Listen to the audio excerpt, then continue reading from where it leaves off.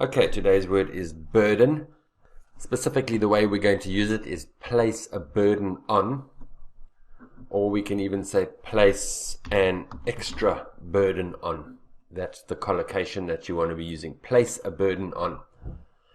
Easy to use, nice advanced language, and can use it in many places. Basically, it's the same as put pressure on, the same way that we use put pressure on, put increased pressure.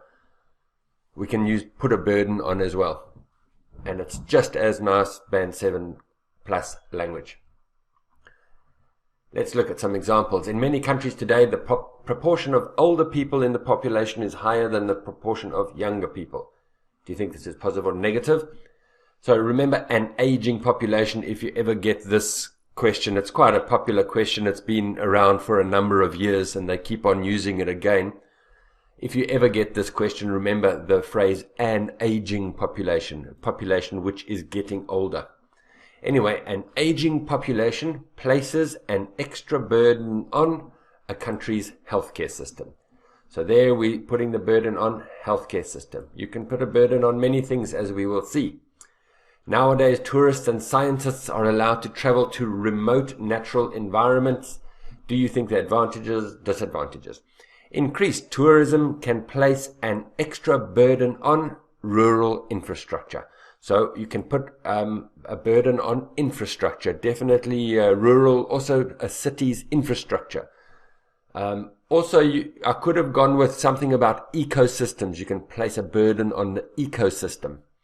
You can put a burden on lots of things.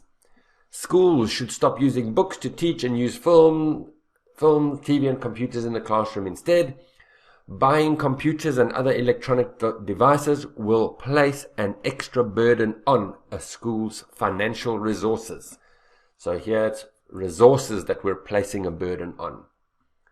And just one more. Some people think that parents should teach their children about the importance of recycling. Others believe it should be taught in schools. Being required to teach students about recycling, nice big gerund phrase as the subject of my sentence, will place an extra burden on a teacher's time and resources. So you can put a big noun phrase there, and you can put a big noun phrase after the preposition on to make it into a bigger sentence if you want. But as you can see, it's very useful. We put a burden on infrastructure, resources, ecosystems, all sorts of things where you can use it. Great, very useful. Hope it helps. See you tomorrow.